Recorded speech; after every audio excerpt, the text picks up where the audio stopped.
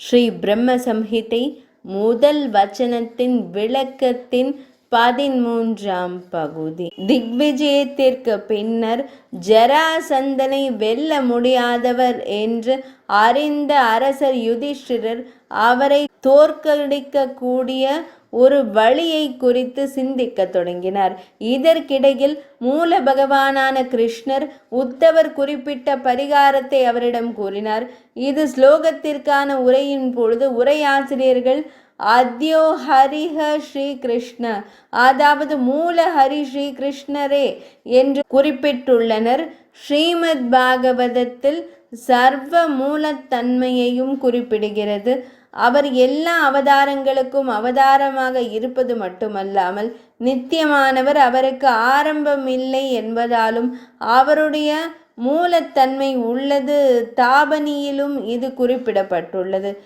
ஏகோ வாஷி சர்வகிரக கிருஷ்ண இத்யக, யார் ஒருவரோ அனைவரையும் அடக்குபவரோ எங்கும் செல்பவரோ எல்லாம் அறிந்தவரோ அனைவராலும் வணங்கப்படுபவரோ அவரே பகவான் ஸ்ரீ கிருஷ்ணர். மேலும் உபநிடதங்களில் இவ்வாறு கூறப்பட்டுள்ளது. நித்யோ நித்யானாம், நித்தியமானவர்களுக்குள் மேலான நித்தியமானவரும் உணர்வுள்ள கூட்டத்தினருக்குள் மேலான உணர்வுள்ளவரும் அனைவரும் ஒன்றாக இருந்த போதிலும் அனைவரின் விருப்பங்களையும் நிறைவேற்றுபவருமானவர் அவரே. இந்த சாஸ்திர கூற்றுகள் அனைத்தும் சர்வ வல்லமையை நிலைநாட்டி உள்ளதால் அவையே மகாவிஷ்ணுவின் காரணங்களாகவும் காரணங்களுக்கெல்லாம் சமுத்திரமாகவும் எல்லா காரணங்களையும் படைத்தவராகவும் விளங்குகின்றன.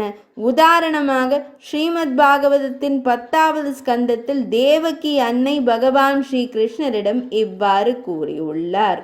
இது ஸ்ரீமத் பிரம்ம சம்ஹிதையின் முதல் வச்சனத்தின் விளக்கத்தின் 13ஆம் பகுதி இனிதே நிறைவடைந்தது.